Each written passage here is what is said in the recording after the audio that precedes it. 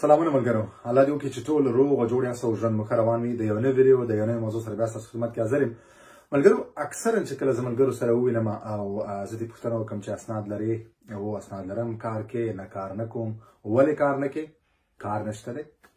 تاسو به هم دغسې خبرې ډېرې زیاتې اورېدلي، دغه جواب به مو ډېر زیات اورېدلی. اکثرا زه ملګري وینم چې هغه دا وایي اسناد لرم خو ولې کار نشته. کار ولې نه کوې؟ کار نشته، کار نه پیدا کېږي. ګورئ ملګرو، زه یو څو خبرې کول غواړم. دومره ډېر زیات کارونه دي په پاریس کې، په فرانسه کې ډېر زیات کارونه دي. که یو کس وغواړي چې کار شته، که چېرې تاسو پبجي ګیمونه پرېږدئ، که چېرې تاسو لډو ګیم پرېږدئ، که چېرې تاسو په 1 2 3 بجې نه ویده کېږئ، که چېرې تاسو وختي ویده شئ او لږ څه ناڅه خپله ژبه باندې کار وکړئ، یا دې نه مخکې هم څه ناڅه وخت ژبې ته ورکړئ، یا که تر وخته پورې ژبې ته وخت نه ورکړی، ژبه هم نه زده کړي، دې نه بعد لږ ژبې ته وخت ورکړئ، نو بې انتها ډېر زیات کارونه دي. فرانسه یو داسې ملک دی چې دلته د نورو اروپایي هېوادونو نه خلک راځي، هغه دلته کار کوي. تاسو به اکثره دلته ډېر زیات داسې ملګري لیدلي چې هغه کار کوي، د پرتګالانو سره کار کوي، د رومانیا خلکو سره کار کوي، دلته د ایټالیا خلکو سره کار کوي، د مختلفو نورو ملکونو دلته خلک راغلي او هلته کار کوي. هغه ولې دلته راغلي؟ ځکه دلته کار ډېر زیات دی، بې انتهایي زیات کار دی. هر ځای کې چې کوم زموږ او ستاسو افغانان کار کوي، هغو نه که تاسو پوښتنه وکړئ، هلته 1 2 3 نفرو ضرورت دي.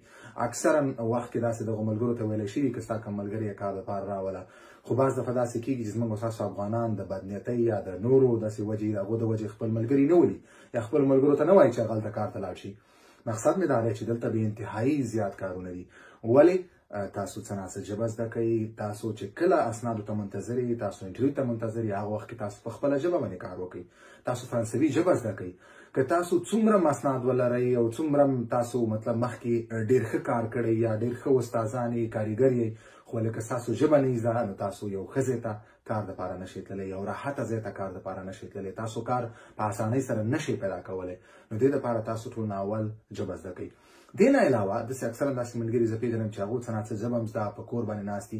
اکثرا به تاسو دلته د ملګرو کورونو ته تللي، په هر کور کې 7 8 کسان وي. اکثرا په دې 7 8 کسانو کې به 1 یا 2 کسان کار ته ځي. دا 15 شپږ کسان چې کوم دی، دا به تر شپې 2 او 3 بجو پورې لډو ګیمونه کوي، څوک به پبجي ګیمونه کوي. دوی چې طبیعي خبره ده، یو کس په 3 4 بجې ویده شي، نو سبا به دی بله 12 1 بجه راجګ شي. 12 1 چې راجګ شي، یو 2 ساعته په ناشته باندې تېر کړي، نو بیا به د رسمي وخت به ختم وي.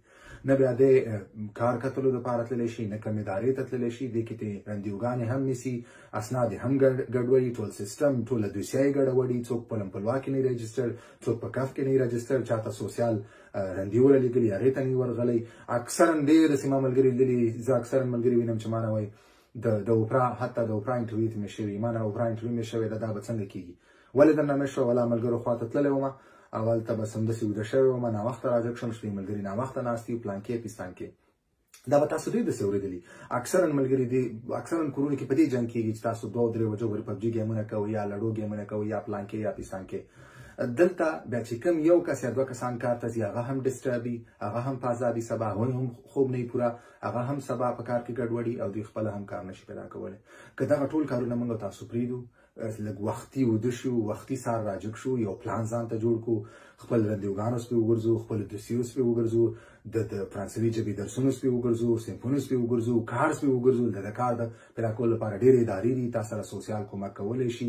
دلته ډېر ځای دي، په لمپلوا دغه د کار لپاره اداره ده، هلته ته ځان ثبت کړې، هلته ته ورشه، خپله CV ورکړه، هلته ځان ټول خپل معلومات ورکړه، تا په څه شي کې کار کړی دی، هلته تا ته هغو فارماسون پیدا کوي. اکثره ملګري دا وایي چې په لمپلوا ما ته فارماسون پیدا نه کړو. تر اوسه پورې کوم افغان ما داسې لیدلی نه دی چې دی ورغلی دی په لمپلوا کې دې لپاره رندي ونیولې ده چې ما ته فارماسون راکوي، او هغه ورته نه پیدا کړی، یا هغه د دې لپاره ورغلی چې زه په دغه شي کې فارماسون ویل غواړم. اکثرا ملګرو حتی اسناد اخیستي، دوی په لمپلوا کې ځان رجسټر کړی نه دی. ولې ته که ترې پوښتنه وکړې چې ولې ځان نه دی رجسټر کړی؟ ولا رندیوګانې ډېرې ورکوي. نو که زموږ او ستاسو دغسې رویه یي، دغسې چلنې، طبیعي خبره ده، موږ او تاسو هېڅ وخت کې کار نشو پیدا کولی. تاسو ټولو ملګرو زما دا هیله ده چې کار دلته بې انتهایي زیات ډېر دی. وخت مه ضایع کوئ، خپل وخت قدر وکړئ، وخت وپېژنئ. تاسو وطن کې کوم حالات تېرېږي، زموږ ستاسو فامیلونو د کوم حالات نه تېرېږي، موږ تاسو لپاره هلته راغلي یو. خپل مقصدونو سپې وګرځئ، خپل هدف دپاره کار وکړئ. نو کارونه بې انتهایي زیات ډېر دي. تاسو له کوم ملګرو سره اوس وخت کې د دوی په ژبې ته اول ټولنه مهم دی چې وخت ورکړي، ژبه دې زده کړي، او نور لږ دغه پبجي نه، د لډو ګیمونه، دې نه ځان وساتئ. په وخت د شي په وخت راجک شي ان شاء الله تاسو به خپل تاسو کار پیدا شي. نو مننه ملګرو، غوښتل مې څنګه د دې خبرې تاسو سره وکم. د بلې ویډیو په لاس پارم په مخه